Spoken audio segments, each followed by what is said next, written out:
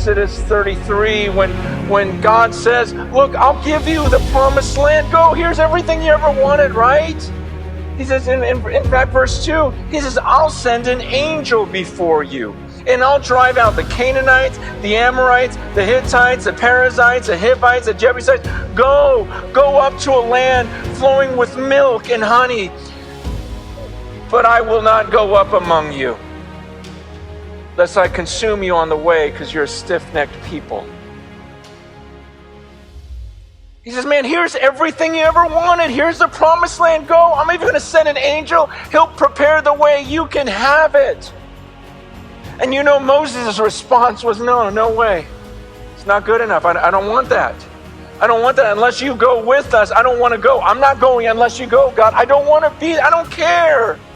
And then I thought about how, God was offering them the promised land. And Moses says, I don't want it, but I wonder how many of the people would have taken that deal.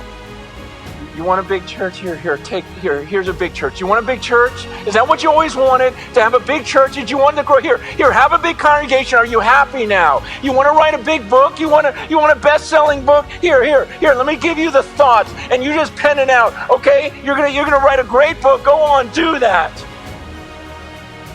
And then in your mind, is that what you want?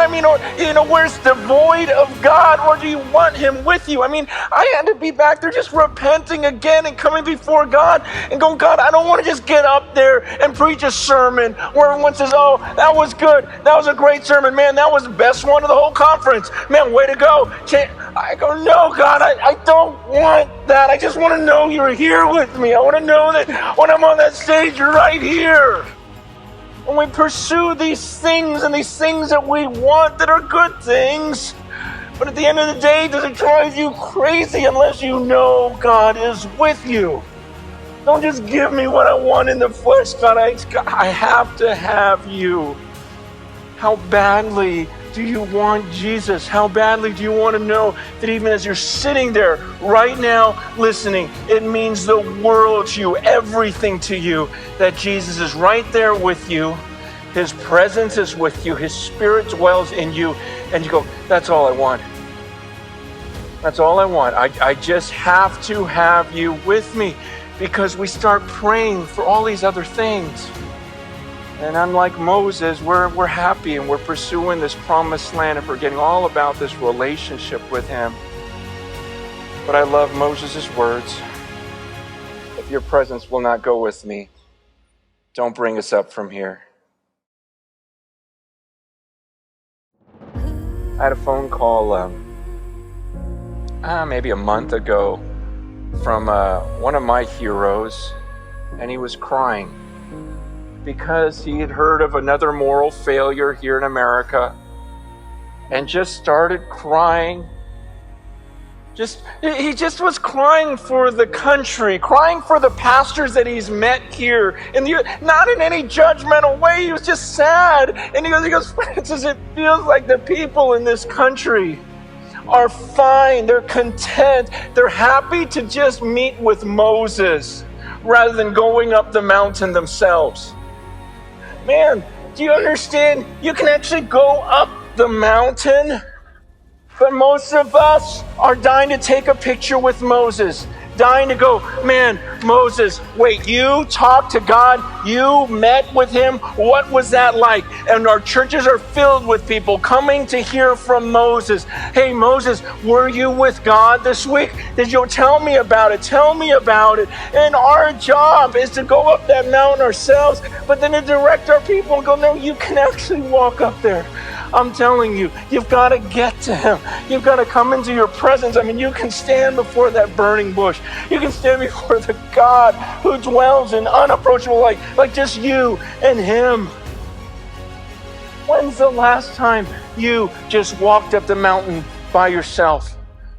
Do you get it? Like you can approach him. Like you can literally enter into his presence, walk up that mountain and have this divine encounter with him. Man, don't settle for something less than that. Don't settle for just reading someone's book or listening to someone's message. Get on that mountain. How close are you to Jesus right now? How much time do you spend on the mountain?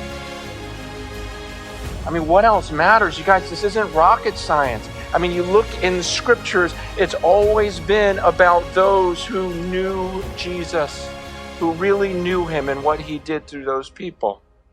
It's everything. I think about Gideon, right? Isn't that a great story? I mean, sometimes we get on Gideon and it's like, man, you saw the fire, and then you had the fleece thing, and then you had another fleece thing. But what was that all about? Gideon was just going, okay, God, I just need to know that you're with me. Okay, I don't need everyone else. I just need to know that you're with me. And once you're with me, once I know here, just let me make sure again. I just got to know you're with. Okay, he's with me. Okay, fine. Okay, dwindle down the army. I don't care. 30,000, 10,000, 5,000. I don't care. It doesn't matter anymore. I know God's with me. So 300, fine. Give me 300. I don't really care because God Almighty's right here with me. I saw the fleece. He's with me. So we'll take on any army. That's what Jonathan says. Remember Jonathan when he just has his armor bearer, in 1 Samuel 14, he goes, you know what? It doesn't matter. Everyone's scared. Everyone's hiding in the caves. Come on, armor bearer, just you and me. If the Lord is with us, that's all we need, just the two of us. We can do this. That's the way David was. 1 Samuel 30, when the armies came, raided Ziklag, took all of their wives and kids, and everyone's gone, everyone's crying, and then his whole army, his own army, wants to kill him. What does it say? It says, but David strengthened himself in the Lord. Wait a second, you just lost your family, you're weeping with all of your men, then suddenly all your men turn against you. And somehow, because you know the living God, because that's the one thing you seek, you're able to strengthen yourself in the Lord. And you go, okay, I got this. I got this. And that's why Paul says, look, all the other stuff that I did, and I did more than all of you, I count it all rubbish.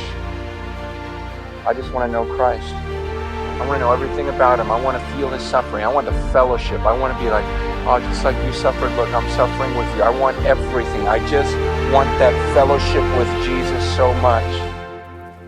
I just want to know Christ.